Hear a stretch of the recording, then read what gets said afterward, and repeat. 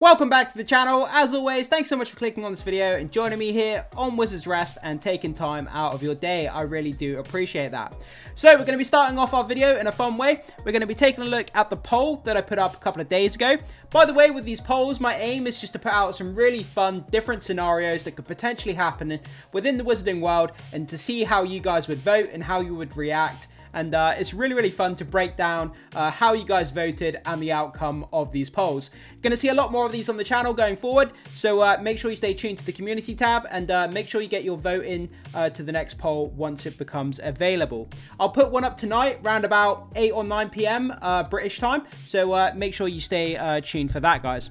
Okay, so let's dive into this one here. So I put up this poll. You accidentally drank a badly brewed polyjuice potion and you're stuck as a character for an entire year. Who's the worst possible option? And 240 of you voted. So thank you so much to every single one of you who did vote. I really do appreciate that.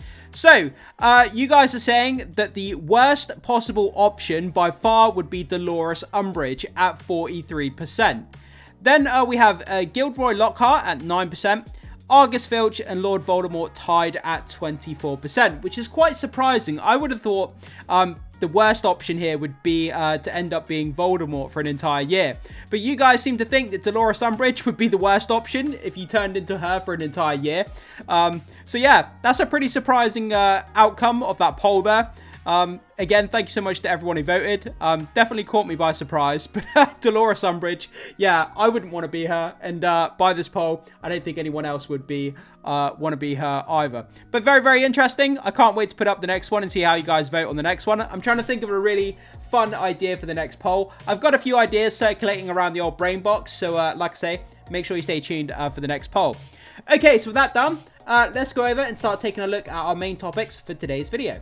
So up first, we're going to be talking about this. So Rupert Grint has been doing the rounds on the media circuit, and he's been talking about, you know, how he lives in the shadow of Ron Weasley and how he's sent a letter to the new Ron Weasley, much in the same way that Daniel Radcliffe sent a letter to Dominic McLaughlin, who's going to be our new Harry Potter. So it sounds like they both sent letters near enough at the same time. So, Rupert Grint, I'll never step out of Ron Weasley's shadow. Yeah, I mean, that's the thing, isn't it? I mean, this character was larger than life for him, and it's going to follow him around his entire life. But it sounds like he's okay with it, and he's going to embrace it, and he's going to kind of, you know, kind of take it on his stride rather than being salty about it, which is good to hear. So, what we're going to do, instead of reading the article at length, we can save ourselves some time. And there's an interview clip here with Rupert Grint, so we can listen to what he has to say in this interview here. I'll have to pause it a few times along the way just to avoid some copyright, so I do apologise. Okay, so would Rupert Grint step back into the Harry Potter universe? Could you even imagine the response if he came back? Do you think that he would potentially have a cameo in the upcoming HBO series? I do think that some of the movie cast are going to appear in the series. I don't know that, I'm just speculating as a fan, but I do think that some of them are going to pop up in the HBO series somewhere. Whether they're going to be like a professor, whether they're just going to be, you know, in the background somewhere, I do think that some of them will pop up. But anyway, let's start listening to this clip here, and let's see what Rupert Grint had to say here.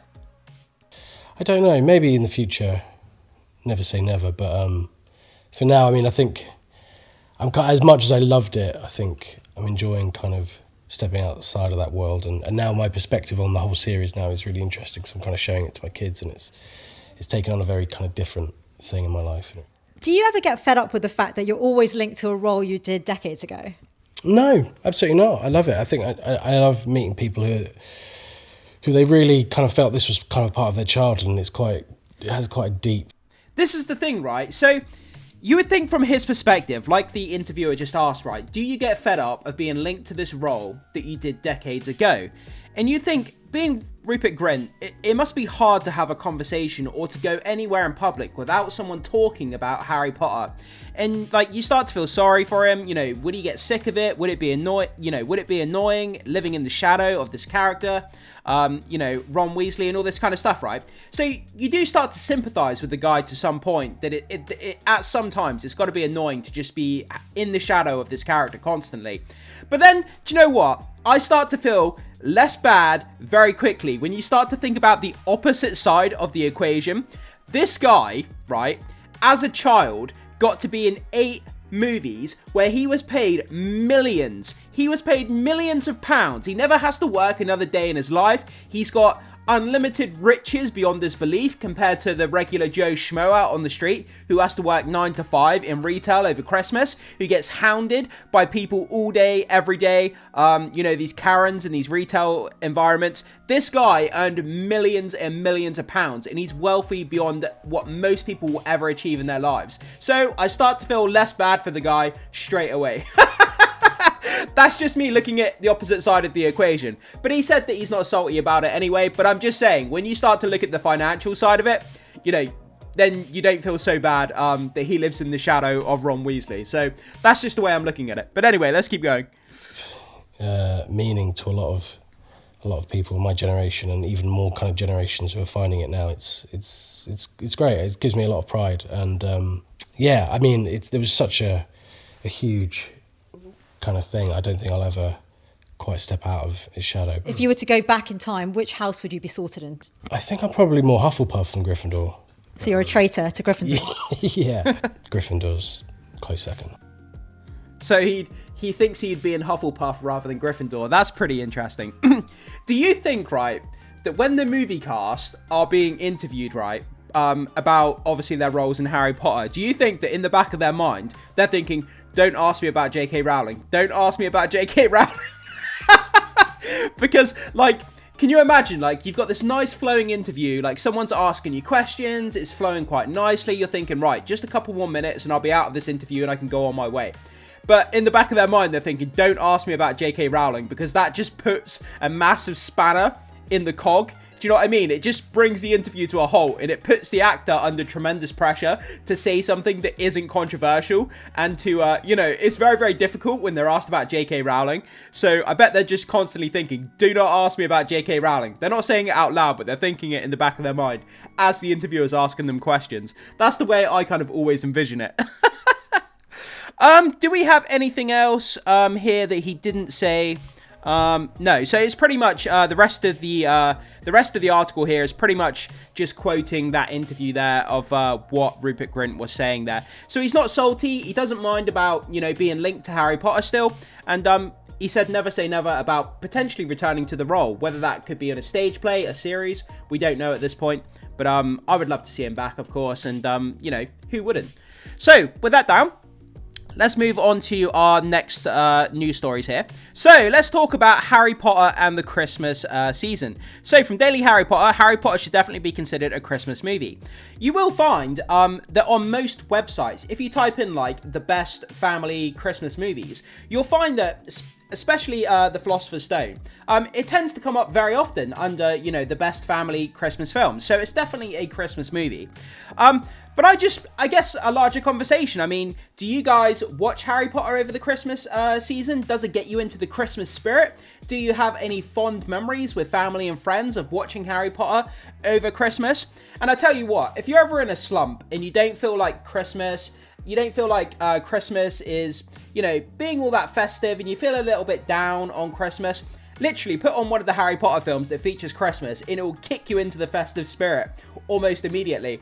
As soon as I start watching it, you see Hogwarts with all the beautiful Christmas scenery, and you can't help but feel festive when you're watching one of these films that takes place at Christmas time. So, like I say, if you're feeling a little bit down in the dumps about Christmas any particular year, throw on one of the Potter films, and instantly, as soon as you see the Christmas decorations, bang, you're into the Christmas spirit. I find that works for me. It may not work for you, but I think it's fantastic. And yeah, just let me know what you think about Harry Potter and the Christmas festive season. Does it help you get into the spirit?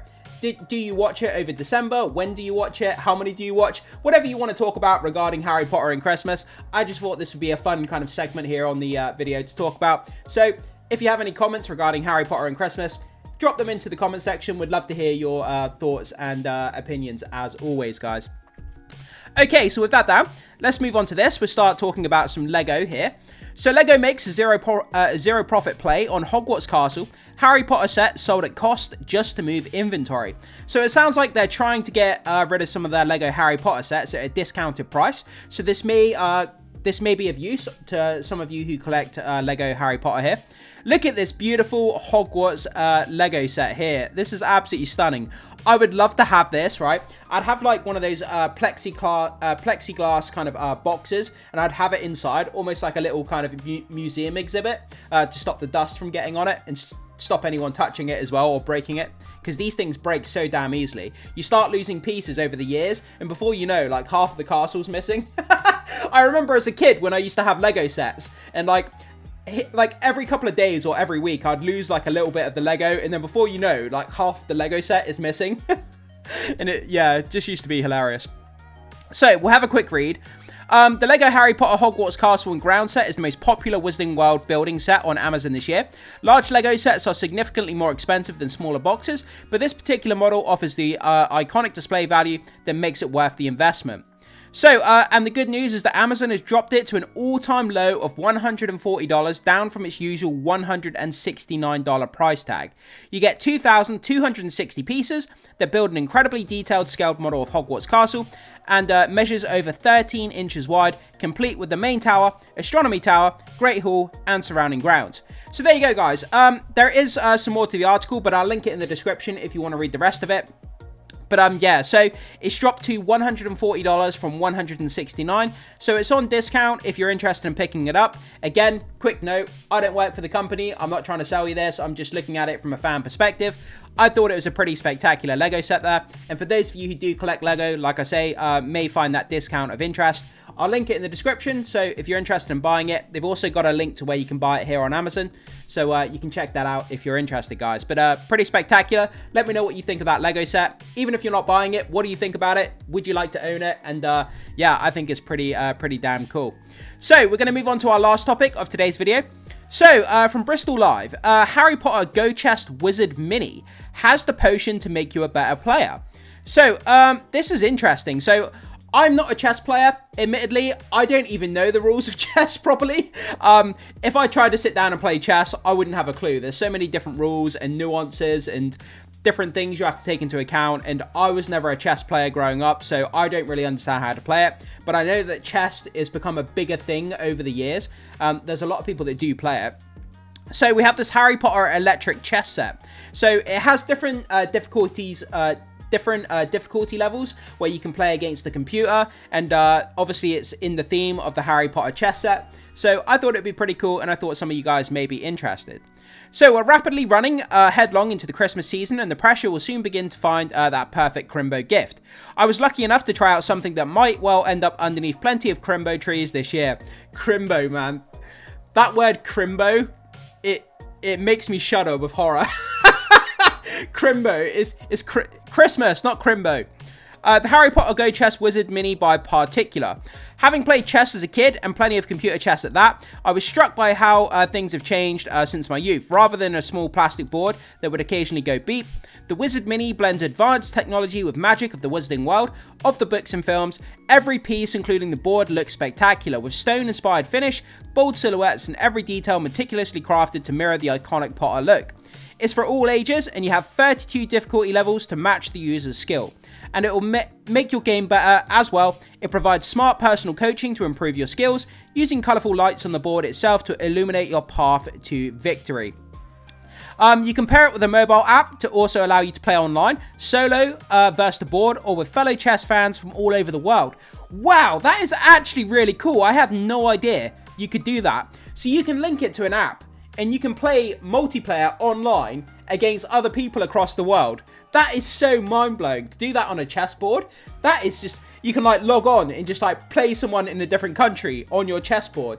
That is really, really cool. You'd have to make sure they weren't cheating though. I'm not sure how you can do that, but I'm sure people will play honestly, otherwise there's no point in playing really. But yeah, a really cool electric chessboard in the style of Harry Potter, where you can play it online against other people. 32 levels of difficulty. Pretty damn cool. Again, guys, if you're interested in this, I'll link it in the description. I'm not trying to sell you it. I'm just documenting it from a fan perspective, but I thought that was pretty cool. Something you guys may want to get for Christmas. Who knows if any of you are chess players out there. So let me know what you think of this chessboard. I thought it was pretty cool. So with all that down, guys, that brings us to the end of the video today.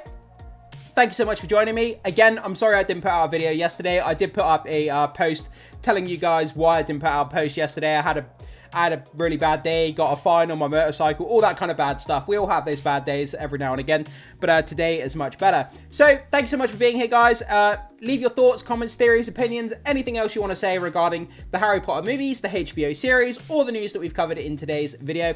I would appreciate all that engagement. Make sure you hit the like button, become a subscriber, hit the notification bell, and like I say, leave your thoughts as well. I would really, really appreciate that. It goes a long way to supporting all the content and everything I do here on the channel. So with that down, guys, as always, I will see your pretty faces in the next video.